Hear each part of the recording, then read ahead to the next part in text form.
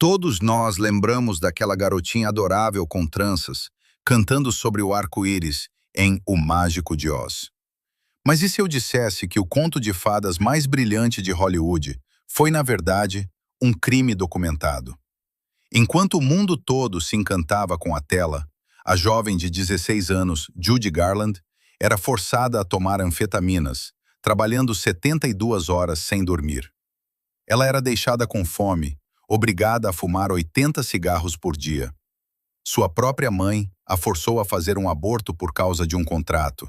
E os adoráveis anões Munchkins eram, na verdade, pervertidos de 40 anos que a assediavam impunemente no set de filmagem.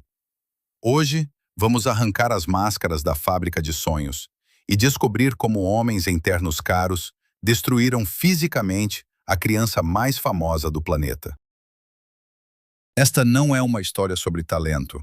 É uma história sobre como homens em ternos caros quebraram uma criança para lucrar bilhões. E tudo não começou com um final trágico. Tudo começou com as vitaminas que deram a ela para que não dormisse por 3 dias seguidos. Ato 1. Protocolo 72 horas. Coleira química. Para entender a tragédia de Judy Garland, é preciso primeiro se livrar do mito mais popular sobre estrelas viciadas.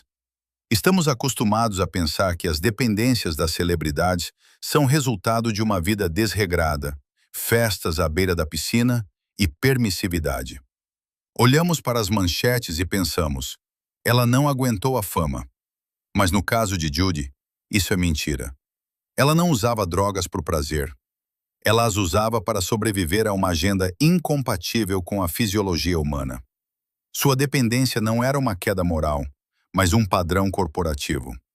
Imagine que seu chefe te obriga a beber um copo de vodka toda manhã para ficar mais animado, e à noite te acerta na cabeça com um porrete para que você durma rápido e não perca tempo se revirando na cama. Foi isso que a MGM fez com o corpo de uma adolescente. Nos anos 30, o estúdio MGM funcionava como uma fábrica de Henry Ford. Só que em vez de carros, eram pessoas vivas na linha de montagem. E essa fábrica tinha um problema: leis trabalhistas e biologia. Adolescentes precisam dormir, comer e descansar. Para Louis Mayer, chefe do estúdio, essas necessidades eram defeitos de produção. A solução foi encontrada na enfermaria do estúdio. Os médicos da MGM desenvolveram uma dieta especial para Judy e seu parceiro Mickey Rooney. De manhã, anfetaminas. Na época, era benzedrina. Poderosos psicoestimulantes que aceleravam o sistema nervoso ao máximo, fazendo os olhos brilharem com aquele brilho característico e o cérebro ignorar o cansaço. Mas as anfetaminas tinham um efeito colateral. Após 18 horas de filmagem, a criança excitada fisicamente não conseguia dormir. E as filmagens do dia seguinte começavam em 4 horas. O estúdio não podia esperar Judy se acalmar sozinha. Então, davam a ela outro punhado de comprimidos, pesados barbitúricos, soníferos. Isso não proporcionava um sono saudável, apenas desligava a consciência, mergulhando-a em um coma químico. Isso era chamado de parafusos e choques, bolts and jolts. Imagine essa cena. O set de filmagem. Judy já está há 2 dias de pé. Ela cambaleia de cansaço. O texto se confunde. Ela está prestes a desmaiar. O diretor não grita, "Corta, todos para a cama!" Ele acena para o médico. Este se aproxima da menina e lhe dá mais uma dose de vitaminas. Em 20 minutos, seu coração bate como o de um coelho encurralado. As pupilas dilatadas. Ela está pronta para dançar novamente. Esse carrossel podia durar 72 horas seguidas. 3 dias sem dormir. Apenas química. O estúdio literalmente hackeou seu metabolismo. Aprenderam a ligar e desligar uma pessoa com um estalar de dedos, como uma lâmpada de mesa. O problema é que quando você faz isso com o organismo em desenvolvimento de uma criança por anos, o interruptor quebra. Aos 20 anos, Judy já não conseguia dormir sem pílulas e não conseguia acordar sem elas. Ela vivia em uma névoa eterna, onde a única realidade eram as ordens do diretor. Mas o mais assustador não era o que os médicos faziam com ela. O mais assustador começava quando o efeito das anfetaminas atingia o pico, e ao redor dela, no set do conto de fadas mais gentil do mundo, se reunia uma multidão de homens estranhos. Ato 2. Os verdadeiros monstros de Oz. Se a dependência química era uma prisão invisível, o que acontecia diretamente no set era um terror físico e psicológico escancarado. O que se passava nos bastidores de O Mágico de Oz hoje seria motivo imediato para uma investigação federal e prisões em massa. O Mágico de Oz é um monólito cultural, símbolo da infância e da crença em milagres. Vemos Dorothy, assustada com a bruxa má do oeste, ou com leões rugindo, e admiramos sua sinceridade. Mas a verdade, que gela o sangue, é que o medo nos olhos de Judy Garland era absolutamente real. Só que ela não temia os personagens de conto de fadas maquiados, mas sim seus adoráveis colegas de cena. Isso destrói a mais brilhante fábula de Hollywood. Estamos acostumados a nos encantar com os Munchkins, aqueles pequenos homenzinhos que dão as boas-vindas a Dorothy. Mas a realidade transforma essas cenas em um thriller psicológico grotesco, onde uma criança ficou presa entre predadores. Vamos começar com os fatos que o estúdio MGM tentou apagar da memória coletiva por décadas. Para criar a população do mundo mágico, o estúdio contratou mais de 100 atores anões. Para o público, eles pareciam criaturas de contos de fadas engraçadas. Mas, na realidade, era uma multidão de homens adultos, muitos com mais de 40 anos, com histórias de vida difíceis e, frequentemente, comportamento agressivo. O estúdio os hospedou no Hotel Culver, e segundo inúmeros relatos, incluindo o do produtor Mervyn LeRoy, esse lugar se tornou o epicentro do caos. Badernas bêbadas, brigas, vidros quebrados. A polícia era chamada com tanta frequência que o hotel teve que contratar seguranças para cada andar. Mas se no hotel eles apenas destruíam propriedade, no set de filmagem, o alvo deles era a estrela principal. Judy Garland mais tarde os chamava amargamente de pequenos bêbados, mas por trás desse apelido aparentemente inofensivo, escondia-se uma história de assédio sistemático. Imagine a situação. Uma garota de 16 anos, dopada de anfetaminas, desorientada e cansada, no centro de uma multidão de homens adultos. O terceiro marido de Judy, Sid Luft, em suas memórias, revelou detalhes chocantes que ela lhe contou anos depois. Segundo ele, essas pessoas transformaram sua vida em um inferno. Usando sua altura como camuflagem, eles a cercavam antes das tomadas e se permitiam coisas pelas quais, em qualquer outro lugar, seriam espancados. Eles enfiavam as mãos sob seu vestido, beliscavam, faziam comentários sujos. Era um pesadelo surreal. Judy não podia fugir porque câmera, ação. Não podia reclamar porque o cronograma estava apertado e o diretor precisava de uma cena de alegria.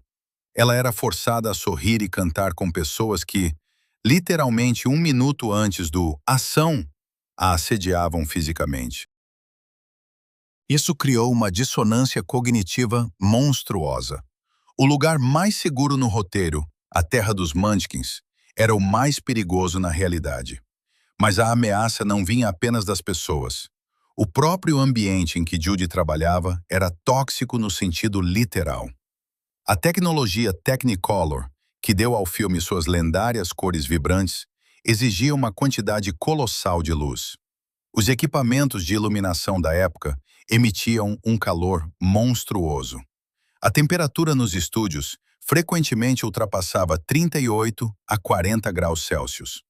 Nesse forno, Judy tinha que não apenas estar presente, mas dançar e saltar pela estrada de tijolos amarelos. E ainda por cima, usavam um espartilho rigoroso. Os chefes do estúdio achavam que aos 16 anos ela já tinha uma figura feminina demais para o papel da garotinha do Kansas. Eles queriam uma tábua rasa, não o corpo de uma jovem em desenvolvimento. Por isso, os figurinistas apertavam o espartilho todas as manhãs com tanta força que ele literalmente comprimia seus órgãos internos e deformava sua coluna. Tente imaginar essa experiência física. Você está sob o efeito de estimulantes, seu coração bate em um ritmo frenético, a temperatura ao redor é de 40 graus, e você fisicamente não pode respirar fundo porque sua caixa torácica está presa em aço e tecido. E nesse estado, você é obrigado a cantar com clareza cristalina. As dores crônicas nas costas, que atormentariam Garland até o fim de seus dias, são um presente direto dos figurinistas de O Mágico. Mas o ato final dessa loucura foi a famosa cena no campo de papoulas.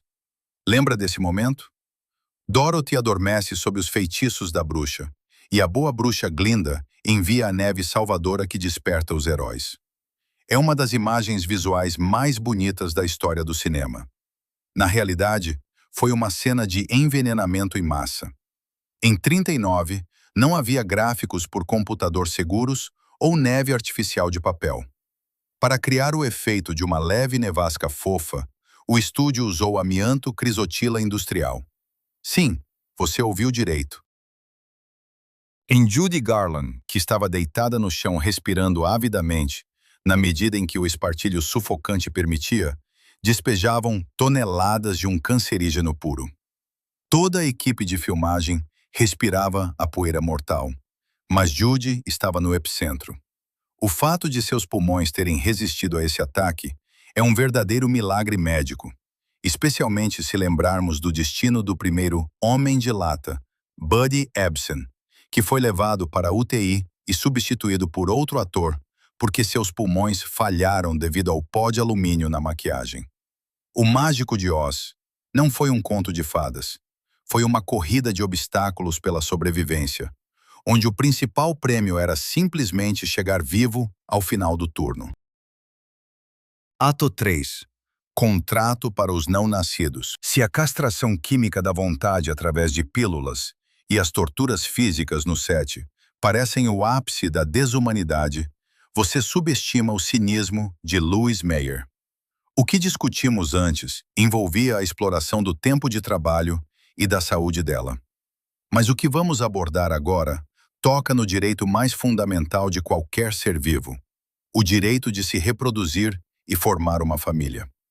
É nesse ponto que a história de Judy Garland deixa de ser uma biografia de atriz e se transforma em uma crônica de escravidão, no sentido literal e jurídico da palavra. Escravo é aquele que não possui seu corpo e os frutos dele. Para a MGM, Judy não era uma funcionária, mas um valioso gado de raça, proibido de procriar se isso ameaçasse as cotações da bolsa da empresa. Aos 19 anos, Judy, apesar da névoa interminável de drogas e da pressão psicológica, tentou seu primeiro verdadeiro ato de rebeldia. Ela se apaixonou. Seu escolhido foi o músico David Rose. Para Garland, isso não era apenas um casamento, era uma fuga. A esperança de que o status de esposa e mãe finalmente permitiria que ela crescesse e saísse do papel de eterna menina que os produtores lhe impuseram. Logo após o casamento, em 41, Judy descobriu que estava grávida. Para qualquer família normal, essa é uma notícia milagrosa. Judy estava extasiada. Pela primeira vez na vida, ela tinha algo seu, algo real, que não dependia de roteiristas e diretores. Ela queria esse filho mais do que tudo no mundo. Mas quando a informação chegou à direção da MGM, a reação foi imediata e fria. Nos escritórios da empresa, não se ouviam parabéns. O que se ouvia era o som da calculadora. A lógica dos chefes era implacável e monstruosa. Judy Garland era Dorothy, a eterna criança de tranças. O público americano, segundo Mayer, não pagaria um centavo para ver uma Dorothy grávida. A gravidez destruía a marca. Gravidez significava uma pausa nas filmagens por 9 meses, além do tempo de recuperação. Para a corporação, o filho de Judy não era uma nova vida, mas um prejuízo no balanço financeiro. um ativo defeituoso. E o casamento deveria ser descartado. O aspecto mais aterrorizante dessa tragédia é quem se tornou o carrasco. Não foi um médico sem rosto. Foi sua própria mãe, Ethel Gum. A mãe de Judy conspirou com o estúdio. Junto com Louis Mayer, organizaram a interrupção forçada da gravidez. Imagine o nível desse abuso psicológico. Judy é chamada ao tapete. Explicam a ela que sem o estúdio, ela não é ninguém. Que ela destruirá sua carreira e decepcionará centenas de pessoas se decidir ter o bebê. Dizem a ela que ela mesma ainda é uma criança, que eles mesmos enchem de drogas, incapaz de ser mãe. Não era uma indicação médica, era uma operação punitiva. Levaram-na a um hospital organizado pelo estúdio, onde tudo foi feito rápida e silenciosamente. A versão oficial para a imprensa e o público? Mais um cansaço ou um procedimento insignificante. Judy Garland não foi apenas privada de um filho. Ela foi privada do direito de decidir sobre seu próprio útero. Mostraram a ela claramente: seu corpo pertence aos acionistas da MGM. Nós decidimos quando você dorme, quando você come e quando você dá à luz. E isso não foi um caso isolado. Anos depois, quando engravidou de seu próximo marido, Vincente Minnelli, a história se repetiu. Embora dessa vez ela tenha conseguido garantir o direito de dar à luz Liza. Mas o trauma do primeiro aborto forçado ficou com ela para sempre. Isso quebrou algo fundamental dentro dela. Ela percebeu que para as pessoas que chamava de família, mãe e estúdio, ela era apenas uma função. Foi após esse evento que seus colapsos se tornaram incontroláveis.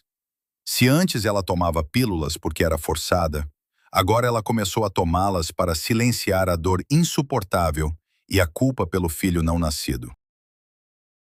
Ela buscava o esquecimento, porque a realidade, na qual a forçaram a matar seu próprio sonho por bilheteira, era assustadora demais para encarar de olhos abertos. Ato 4. O arquiteto da dor. Chegamos à raiz do mal. Se os médicos eram os executores e a mãe era cúmplice, o mandante desse crime era uma única pessoa. Louis Mayer, chefe da MGM. O homem mais poderoso de Hollywood, temido até pelos gangsters. Normalmente, as biografias o retratam como um pai severo, mas sábio da indústria, que revelou o talento de Judy ao mundo. A realidade, porém, pinta o retrato de um sociopata clássico e abusador, que usava seu poder não apenas para criar filmes, mas para satisfazer suas tendências sádicas. Entender a relação entre Mayer e Garland é compreender a essência de como Hollywood destruía pessoas. Não era uma história de chefe e subordinado, era uma história de dono e animal de estimação. Mayer construiu com Judy um sistema de relações que os psicólogos modernos classificariam como grooming profundo e traumático. Ele a fez acreditar que era um nada, devendo a ele cada respiração. Mayer tinha uma estratégia única para controlar Garland. Ele destruía seu ego para depois reconstruí-lo da forma que fosse conveniente para o estúdio. Judy era uma adolescente com complexos típicos da idade. Mayer não apenas conhecia esses complexos, ele os atacava com precisão cirúrgica. Foi ele que lhe deu o apelido que a perseguiu por toda a vida. Minha pequena corcunda. My Little Hunchback. Judy tinha uma curvatura na coluna e um pescoço curto, o que a fazia se inclinar. Em vez de ajudá-la com a postura ou escolher os figurinos adequados, o chefe da maior corporação do mundo a humilhava em cada encontro, apontando seu defeito físico. A lógica era monstruosa. Mayer a fazia acreditar que era feia, que não tinha a beleza de Lana Turner ou a graça de Ava Gardner. Você é um patinho feio, ele dizia. Mas eu, Louis Mayer, sou tão grandioso e bondoso que farei de um monstro uma estrela. Ele criava nela um sentimento de dívida eterna, impagável. Ela trabalhava até a exaustão não por dinheiro, mas para merecer o amor de seu torturador, que generosamente permitia que ela estivesse na tela. Mas a pressão psicológica não era o único problema.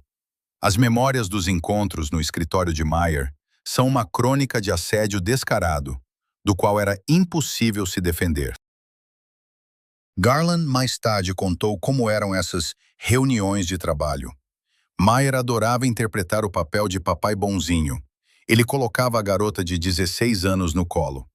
Isso já era uma violação de todos os limites, mas o que vinha a seguir ultrapassava a linha do Código Penal. Ele começava a falar sobre música, sobre como era importante cantar com o coração puro. E com esse pretexto, ele colocava a mão sobre o seio esquerdo dela. Estou apenas verificando como seu coração bate quando você canta, ele dizia. Imagine esse horror. O homem mais influente da indústria, de cuja palavra dependia o destino de toda a sua família, com a mão sobre seu corpo, disfarçando como cuidado com a arte. Judy ficava paralisada de medo. Ela sabia, se mexesse, gritasse ou o empurrasse, o conto de fadas acabaria. Ela seria jogada na rua, sua carreira destruída, seus meios de subsistência arrancados. Meyer era um mestre nas montanhas russas emocionais. Se ameaças e humilhações não funcionavam, ou se Judy, levada ao desespero, tentava se rebelar, ele mudava de tática. Ele começava a chorar. Lágrimas verdadeiras. Meyer era o melhor ator da MGM, embora nunca tivesse ficado na frente das câmeras. Ele gritava, Judy, você está partindo meu coração. Depois de tudo que fiz por você, eu te amo como uma filha, e você quer me trair só porque quer dormir? Era a forma mais elevada de gaslighting. Ele virava a situação de cabeça para baixo, fazendo-se de vítima, o multimilionário todo-poderoso e a agressora, a adolescente exausta. E isso funcionava infalivelmente. Judy, com sua alma sensível e vulnerável, começava a sentir culpa. Ela corria para consolar seu algoz, pedia desculpas por sua fraqueza e obedientemente voltava ao set para engolir mais uma dose de anfetaminas, só para que Papai Meyer não chorasse. Esse homem controlava cada aspecto de sua existência. Seus espiões relatavam com quem ela se encontrava, sobre o que falava e o que escrevia em seus diários. Ele decidia que roupas ela usaria fora do trabalho. Ele até controlava seus cachês. Enquanto os filmes de Garland rendiam ao estúdio centenas de milhões de dólares em valores atuais, a própria Judy recebia apenas migalhas, rigidamente regulamentadas pelo contrato. Meyer a mantinha independência financeira para que ela não tivesse recursos para fugir. Ele não apenas quebrou Judy Garland, ele projetou seu trauma. Ele deliberadamente criou nela um complexo de inferioridade tão profundo que nenhuma fama mundial poderia preenchê-lo. Ele a fez acreditar que amor era dor, controle e humilhação. Por isso, durante toda a vida restante, mesmo após deixar a MGM, Judy inconscientemente procurava homens que repetiam o padrão de Meyer.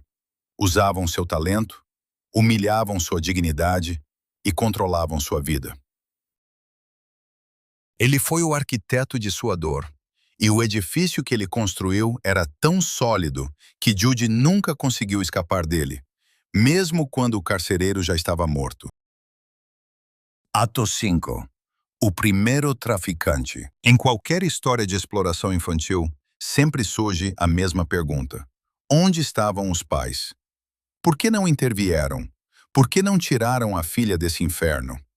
No caso de Judy Garland, a resposta é mais aterrorizante que o próprio silêncio. Seus pais não eram apenas espectadores passivos. Sua mãe, Ethel Gum, foi uma cúmplice ativa na destruição da própria filha. Estamos acostumados a demonizar os chefões dos estúdios, como Meyer. É fácil. Eles são capitalistas ricos e cínicos. Mas a verdade é que Meyer não precisou quebrar as barreiras morais de Judy do zero. Essa tarefa já havia sido feita por sua mãe. Ethel Gum não era uma protetora de Judy. Ela foi sua primeira cafetina artística e sua primeira traficante. Judy Garland, nascida Frances Gum, Veio de uma família de atores de vaudeville. Ethel Gum era a clássica mãe de palco infernal, uma mulher com ambições frustradas, que decidiu viver sua vida de estrela não realizada através do corpo de sua filha. O mito diz que os médicos malvados da MGM viciaram a menina inocente em pílulas. A realidade é mais cruel. Judy conhecia o gosto dos estimulantes muito antes de pisar no estúdio pela primeira vez. Ethel começou a dar-lhe comprimidos quando ela tinha apenas 10 anos. A família viajava pelo país com o número de vaudeville Irmãs Gum. A agenda era exaustiva, as viagens noturnas, as condições duras. Quando a pequena Frances estava cansada e queria dormir, a mãe não a cobria com um cobertor. Ela dava vitaminas da energia.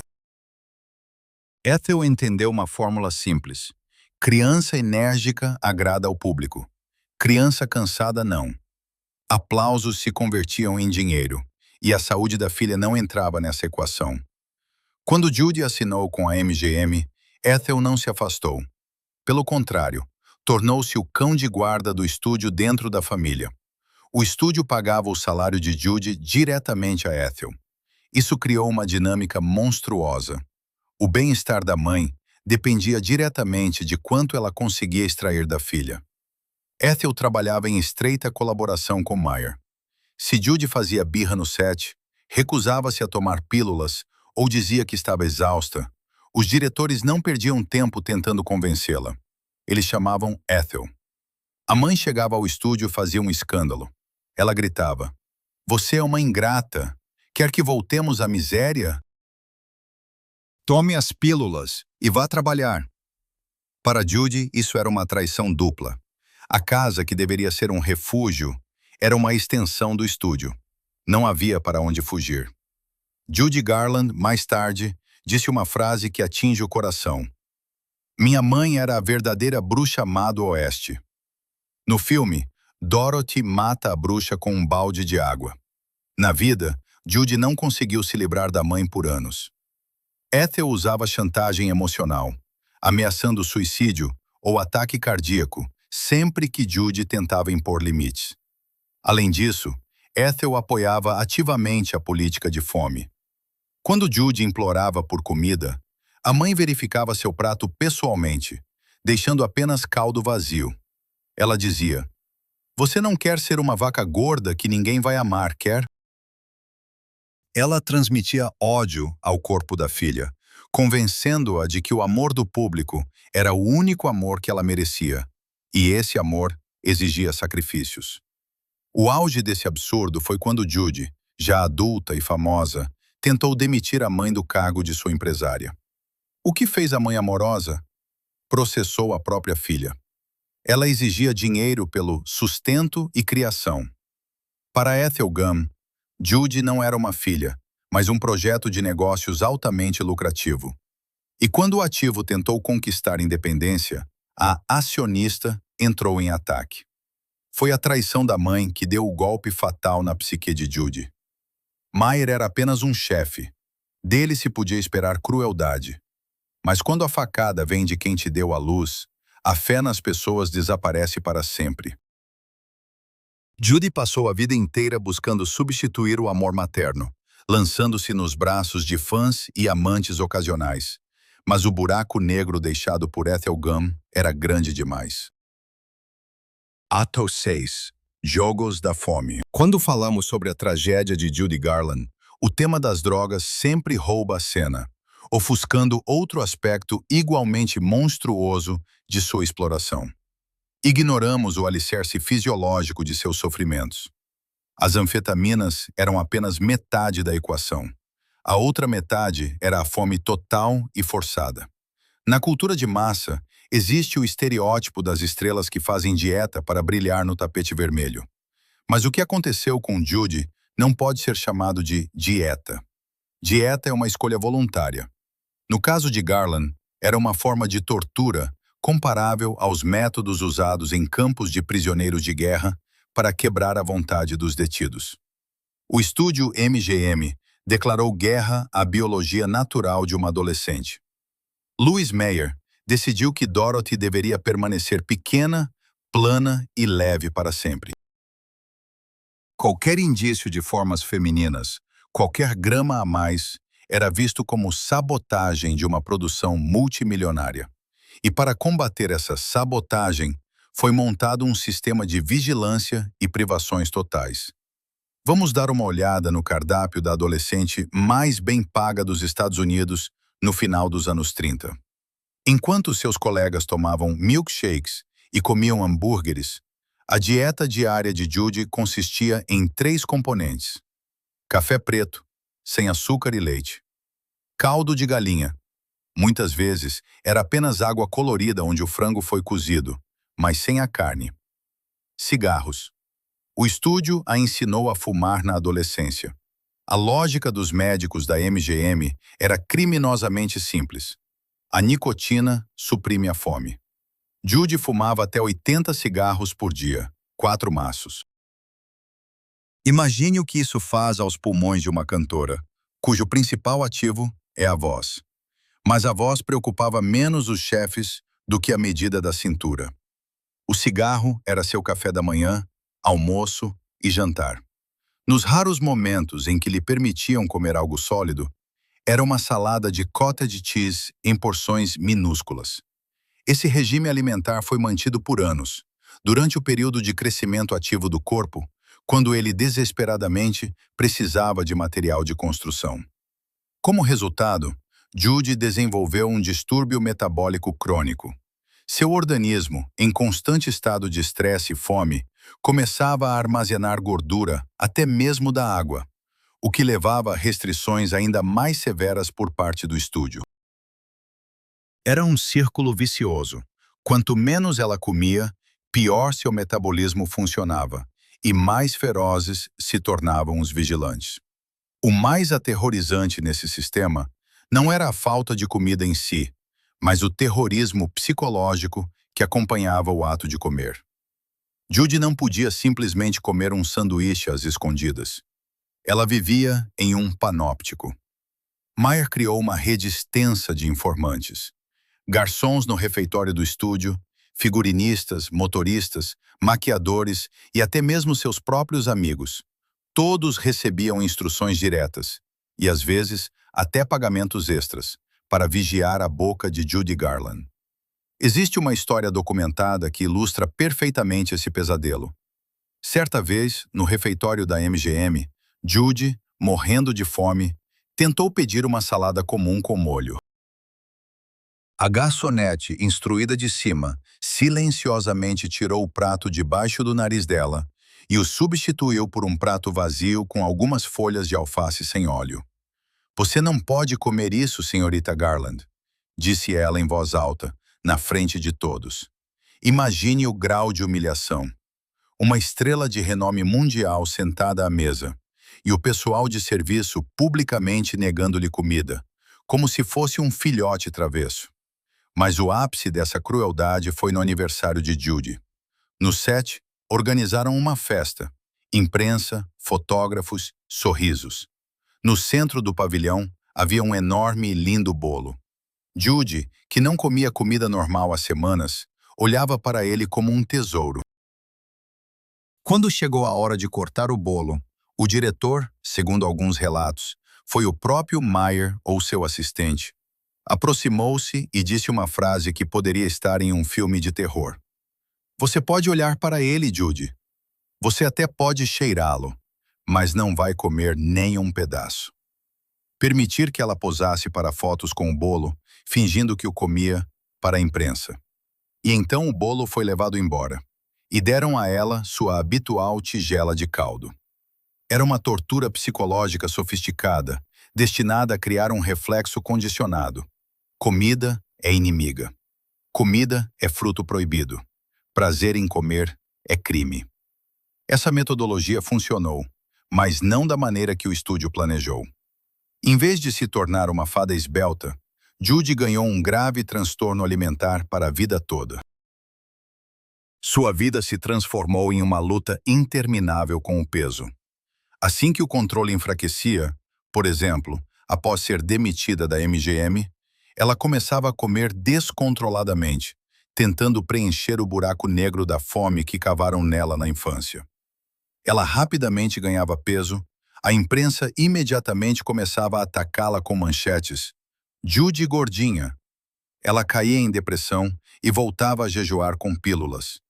Esse ciclo de fome, compulsão, vergonha, fome, a perseguiu até o fim.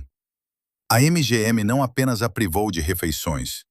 Eles destruíram seu instinto básico de autopreservação e sua relação com o próprio corpo. Eles a ensinaram a odiar a si mesma por cada pedaço engolido. Os jogos da fome da MGM foram vencidos pelo estúdio. Eles conseguiram sua imagem. Mas o perdedor nesse jogo foi um ser humano vivo, cuja saúde física e mental foi sacrificada para que Dorothy na tela parecesse frágil o suficiente para a Terra de Oz. Otto Said, o patinho feio de $1 milhão. Quando falamos sobre violência em Hollywood, muitas vezes reduzimos tudo a aspectos físicos ou sexuais. Mas existe um tipo de sadismo mais sutil, quase invisível, que destrói a personalidade tão eficazmente quanto as anfetaminas. É a destruição sistemática da autoestima.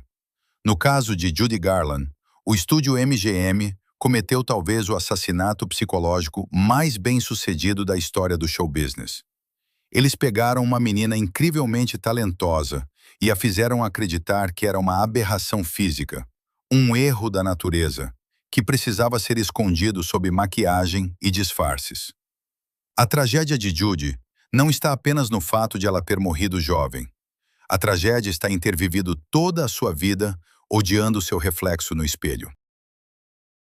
Mesmo quando milhões de pessoas ao redor do mundo a idolatravam, ela via no espelho apenas o pequeno corcunda que Louise Meyer desenhou em sua imaginação.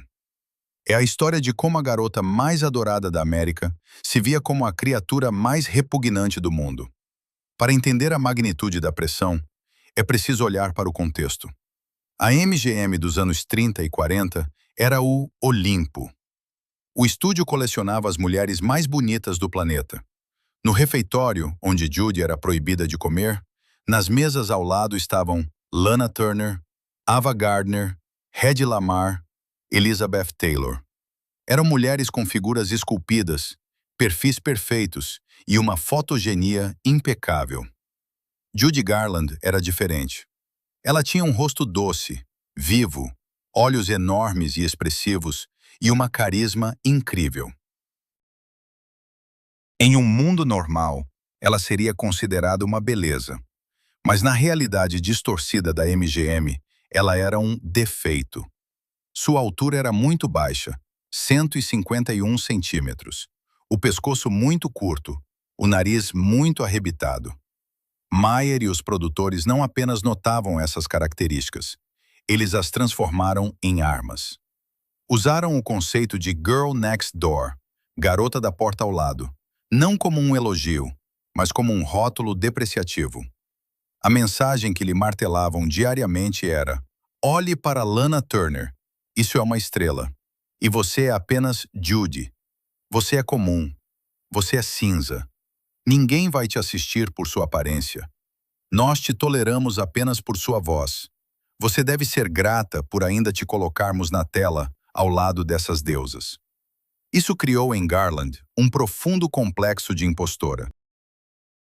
Ela se sentia como uma vira-lata que, por engano, foi levada a uma exposição de cães de raça.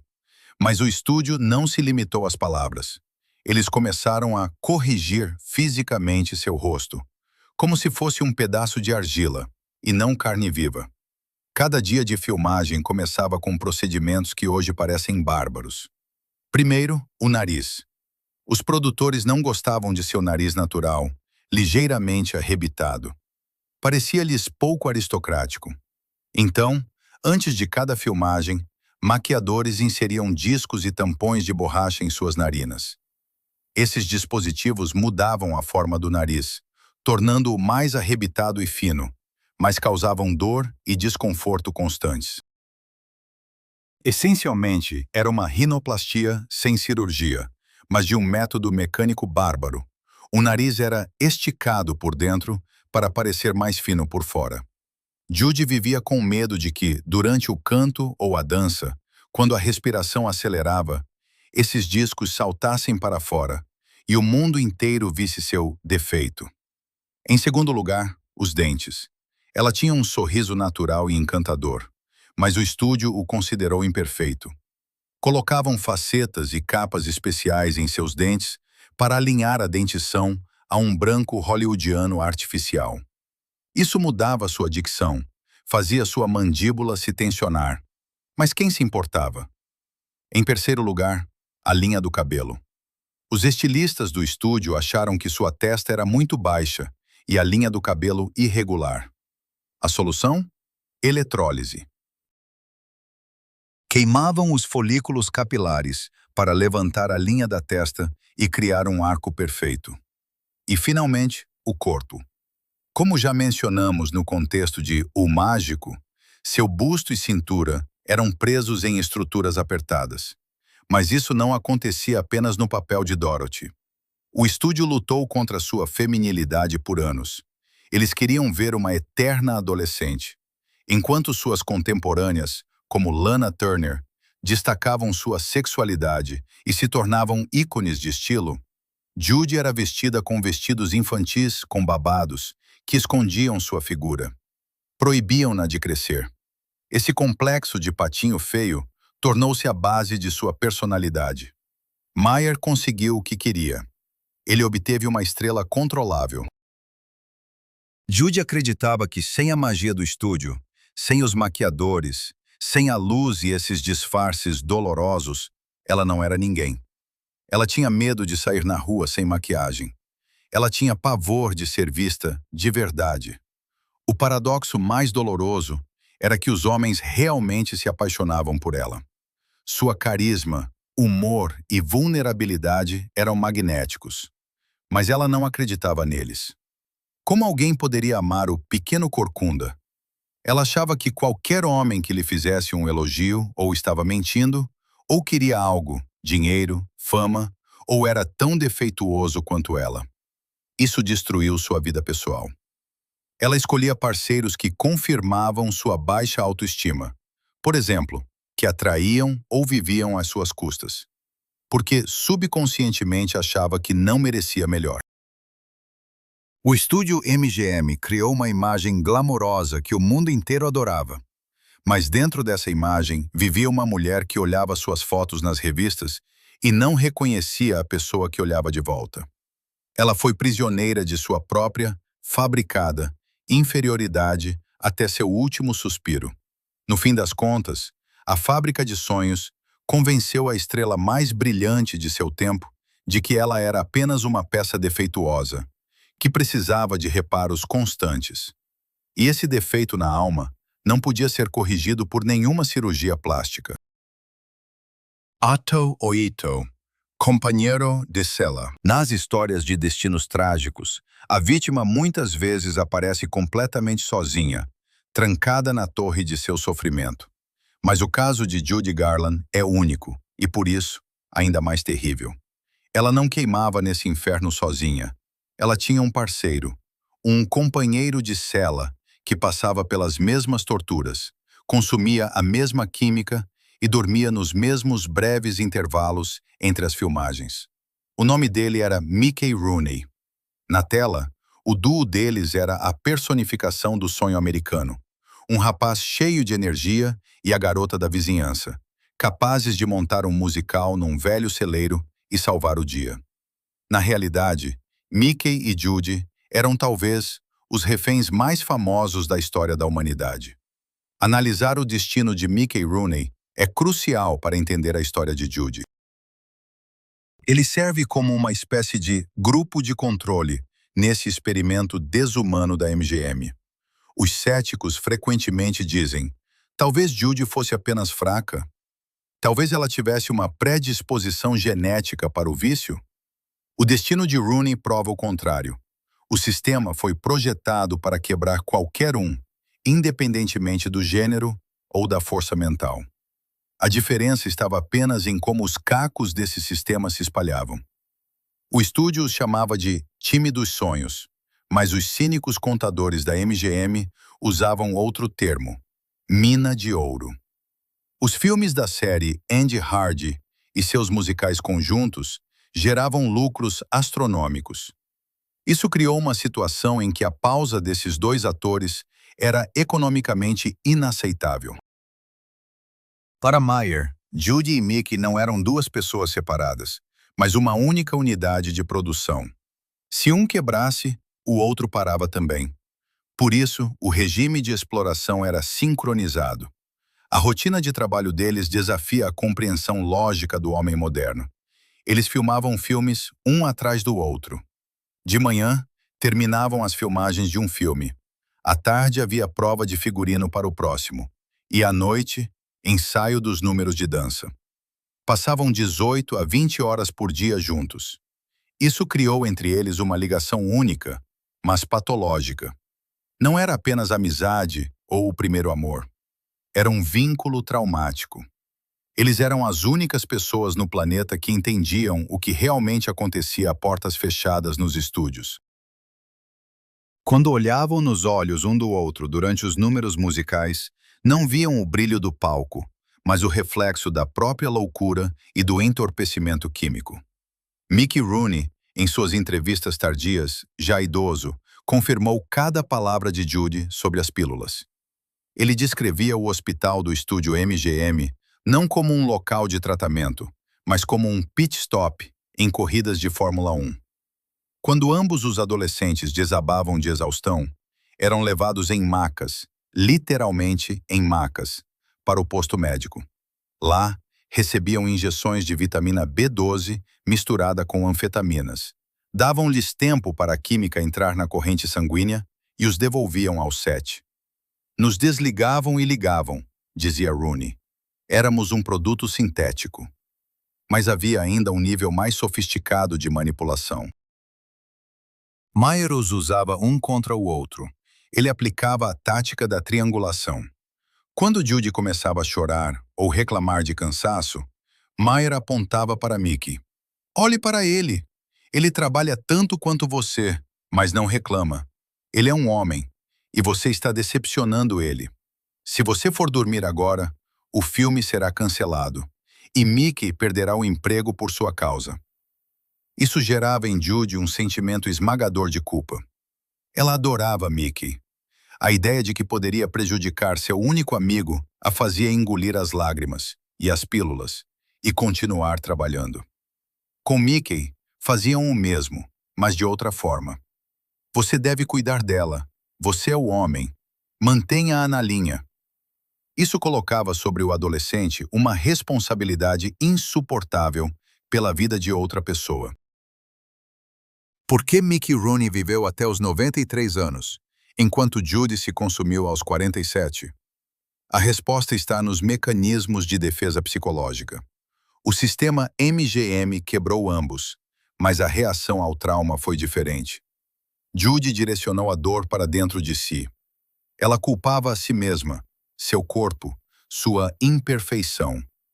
Isso levou à autodestruição, tendências suicidas e depressão profunda. Mickey direcionava sua dor para fora. Sua quebra se manifestou em um estilo de vida caótico. Ele se tornou obcecado por jogos de azar, perdendo milhões. Casou-se 8 vezes, incapaz de construir relações normais.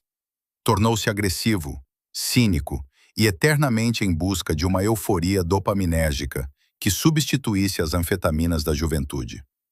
Sua sobrevivência não é uma história de sucesso. É a história de um homem que simplesmente era fisicamente mais resistente, mas cuja alma estava igualmente mutilada. Nos últimos anos de vida de Judy, eles frequentemente se falavam ao telefone. Eram conversas de 2 veteranos de guerra, sobre as quais ninguém sabia a verdade. Rooney lembrava-se de como Judy ligava para ele no meio da noite, em delírio, e falava com a voz da pequena Dorothy. Ela nunca conseguiu sair daquele camarim, onde os dois sentavam no chão, tremendo de overdose de estimulantes, e esperavam pela ordem ação. O tandem deles é a prova de que a fábrica de sonhos funcionava como um moedor de carne. Entravam crianças vivas e saíam estatuetas douradas e destinos quebrados. E o fato de um deles ter vivido mais apenas destaca o horror do que passou aquela que não conseguiu. Ato 9. Eco em um quarto vazio. Toda história de exploração tem prazo de validade. No mundo corporativo, quando a máquina deixa de dar lucro e começa a exigir demais, ela é descartada. No caso da MGM e de Judy Garland, descartar não foi apenas demiti-la, foi destruir sua reputação e, no fim, sua vida física. Chegamos ao desfecho que destrói o último mito romântico de Hollywood, o mito de que não abandonam os seus. A verdade é que o sistema criado por Meyer não tinha espaço para reabilitar brinquedos quebrados.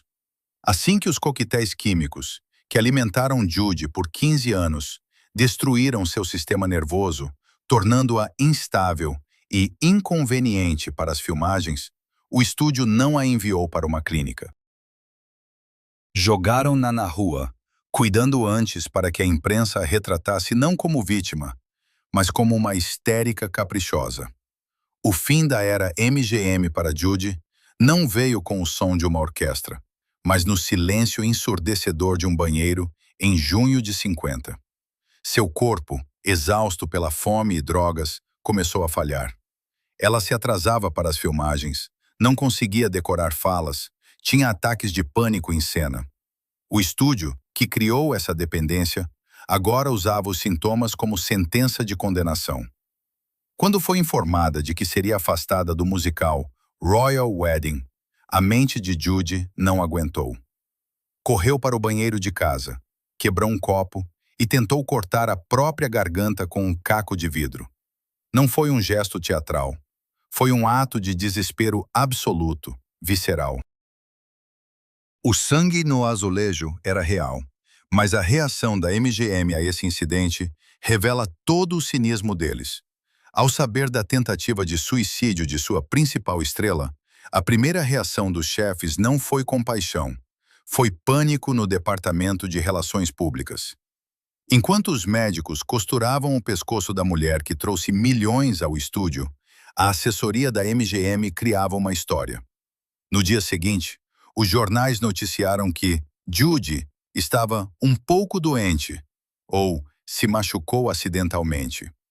O estúdio escondeu a tentativa de suicídio para proteger suas ações, mas usou o incidente como base legal para romper o contrato. Em setembro, após 15 anos de trabalho exaustivo, Judy Garland foi oficialmente demitida da MGM. Sem indenização, sem seguro de saúde. Com o estigma de dependente imprevisível, que fechava portas em outros estúdios. Foi o clássico modus operandi do traficante: viciar o cliente, espremer todo o dinheiro e, quando ele está doente e pobre, jogá-lo na sarjeta. Os 19 anos seguintes da vida de Judy Garland não foram vida, mas um lento e doloroso declínio, interrompido por lampejos de genialidade no palco. Ela viajou o mundo, dando concertos, incluindo a lendária apresentação no Carnegie Hall. Não por fama, mas por sobrevivência. Tinha dívidas colossais. A Receita Federal a perseguia, levando cada centavo. Houve momentos em que a maior estrela do planeta dormia no chão de amigos, sem dinheiro para pagar um hotel. Mas o legado mais terrível da fábrica de sonhos foi que ela nunca aprendeu a dormir. O protocolo implantado na infância funcionou até o fim. Sem pílulas, ela não conseguia existir. Seu corpo exigia doses cada vez mais altas. Médicos em Londres, Nova York e Los Angeles continuavam a prescrever remédios, vendo nela não uma paciente, mas uma lenda a quem não se pode negar nada. A voz de Judy mudou. Tornou-se mais grave, profunda, com aquela fissura que fazia o público chorar. Mas as pessoas não entendiam que aplaudiam o som de uma alma se desintegrando. Vinham ver se ela cairia no palco ou não. Seu sofrimento virou parte do show. O fim chegou em 22 de junho de 69, em Londres, 12 dias após seu 47º aniversário. Judy Garland foi encontrada morta no banheiro de um apartamento alugado. Estava sentada no vaso sanitário. Causa da morte: overdose de barbitúricos. Os mesmos calmantes que o bondoso doutor da MGM lhe deu aos 13 anos, para que dormisse antes das filmagens. Encontraram em seu sangue uma concentração equivalente a dezenas de comprimidos de Seconal, ingeridos ao longo do tempo. Não foi um suicídio instantâneo. Foi um acúmulo sistemático de veneno. Seu corpo, desgastado como se tivesse 80 anos, como notou o legista na autópsia, simplesmente parou. O fígado, destruído por anos de fome e química, falhou. O coração, que Meyer checava com a mão, parou de bater.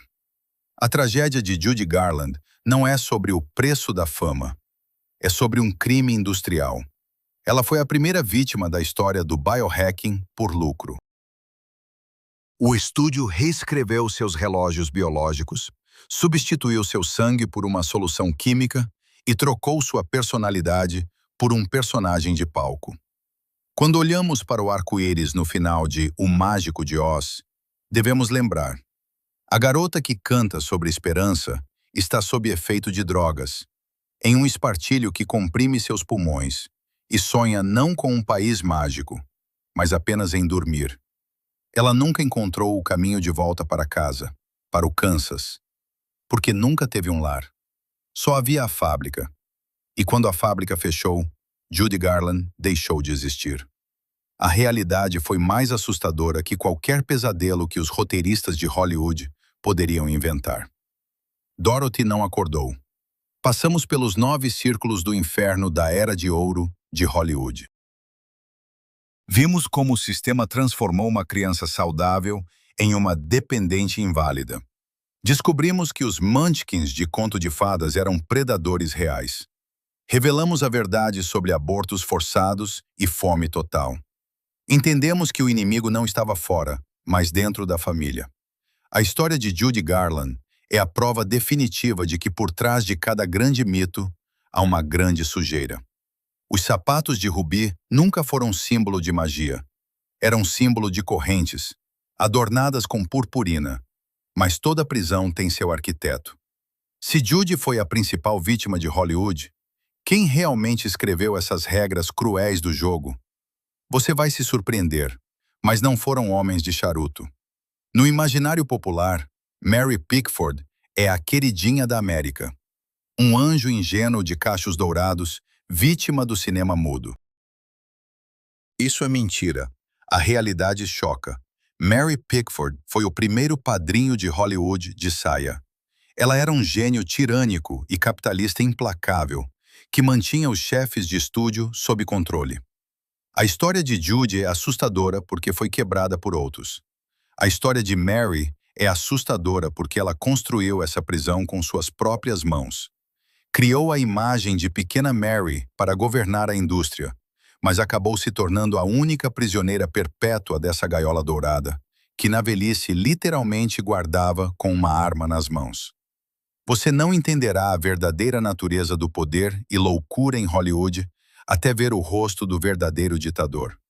Assista ao próximo vídeo para descobrir como a queridinha da América se tornou sua carcereira mais cruel.